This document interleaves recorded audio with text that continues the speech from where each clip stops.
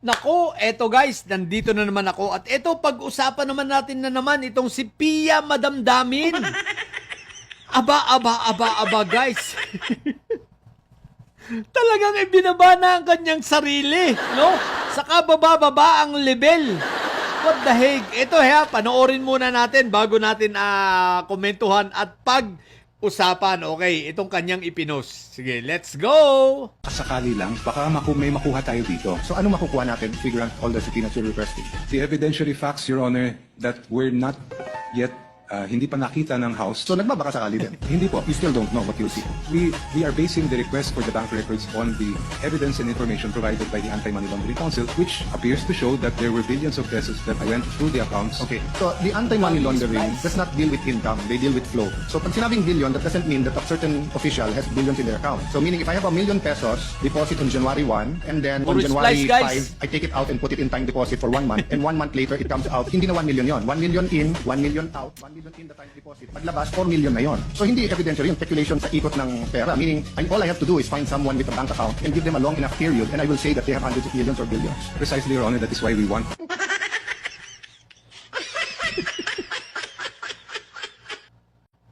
O yun guys, kita natin, puro no? Grabe!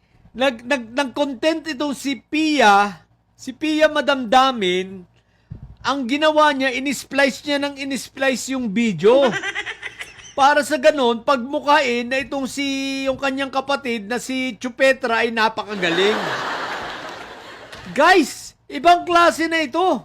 Isang senador, judge siya, talagang ibinaba sa kababa-babaan, talo pa nito si Marco Tae. Si Marco Tae, lower rank lawyer, marahil ito lowest rank na talaga. Isipin mong ibinaba na yung sarili niya sa gumawa na ng fake news. Nag-splice para pagmukaing matalino si Chupetra at walang argumento itong si Chel Jokno. Ang masama nito, yung video, pinutol at pinili lang. Diba, in-splice? What the heck? Di fake news! Senador ka, ganyan ka, what the heck? Eto pang masama, senator judges siya.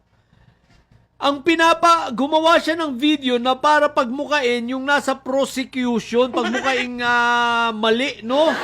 Yung nasa prosecution. So, anong ipinapahayag mo rito?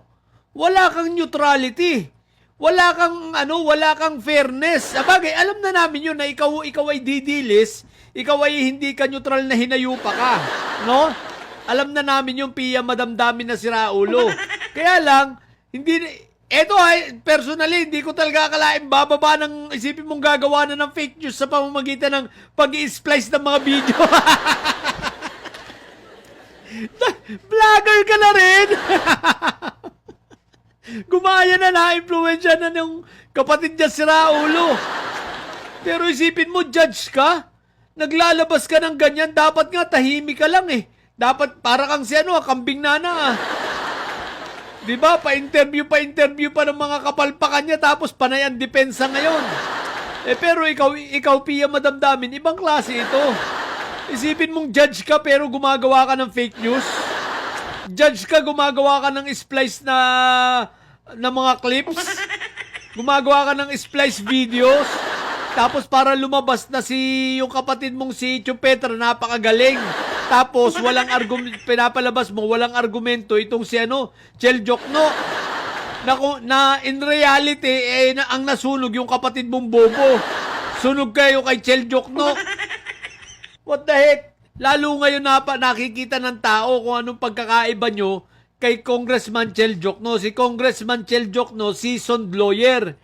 Hasa sa litigation. Kayong magkapatid, lowest rank lawyer na kayo. Hindi kayo lower, mas mababa pa kayo kay Marco Tae. So kayo ang lowest rank lawyer. Mga puro kabubuhan sa bagay. Ano ba expect namin sa inyo? Wala naman kayong karanasan sa litigation. Hindi naman kayo nag-practice, di ba? What the heck, kahiya-hiya naman. Ang tibay ng mukha niya, Pia Madamdamin. Judge yan, ha? Judge, tatandaan nyo, uulitin ko, judge.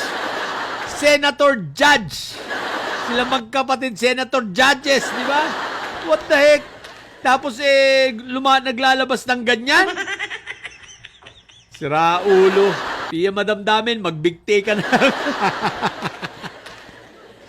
Guys, sobrang desperado, sobrang frustrations, idinadivert at nagbabaka sakaling mailigtas pa ang kanyang kapatid.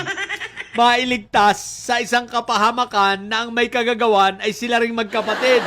Katulad lang ni Marco Tae na ipinakulong ang sarili niya, malamang-lamang ito si Auntie Petra, ganun ang mangyayari. Ito si Chupetra, ipakukulong ang kanyang sarili. Bakit? Sino ba ang pinagmulan? Siya naman, sobrang ingay. Pangalawa, yung sa Pisog, sa SEA Games, wala namang binabanggit na pangalan niya si NBA Director, pumutak, di ba? Sabi nga sa umaga, kung sino yung unang pumutak, yun ang nangitlog. Di ba? Yung manok na unang pumutak, yun ang nangitlog. O di bistado ka ngayon, so ibig sabihin, pinahamak mo yung sarili, kaya huwag ka na magtataka. Kung darating ang araw na ikaw ay makukulong na, yan ay dahil sa kagagawan mong hinayupa ka. Aside from sa kagagawan yung dalawa, malamang-lamang yan ang tinatawag na tunay na karma.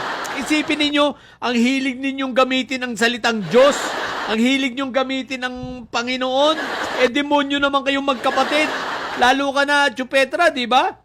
Isipin mo yung sa EJK na kinonsinti mo, tapos kung makatawag ka, makaluhod ka ng Diyos.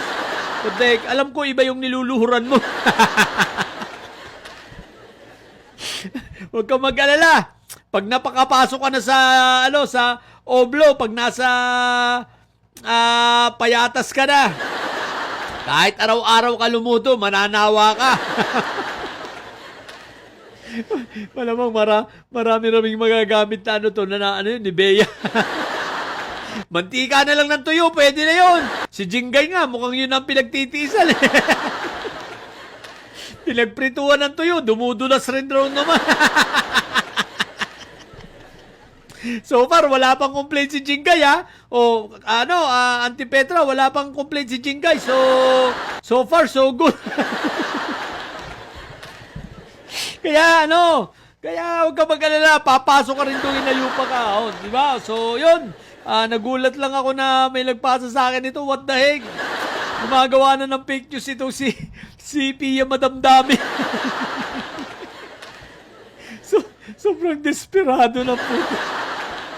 Sa sobrang kadesperaduhan, sa sobrang pagkakapahiya, alam mo, napahiya kasi talaga sila. Pahiyang-pahiya sila. Lalo na kay Cheljok, no, napahiya ito si Pia Madamdamin, Lalo na dun sa sa sinabi niya about, hindi niya alam ang pagkakaiba ng anong tawag dito? Search warrant tsaka subpena. Na-lecturean ni Jokno, dati naman din nyo, kaya okay lang. Ang tanga ni Pia Madamdamin, okay ka lang lecturean ni kung Jokno, dati naman din yun Di ba? Kaya okay lang yun. Tanga-tanga ka lang. Isipin mo, di mo alam pagkakaiba sa search warrant at sa subpena. Abogado yan!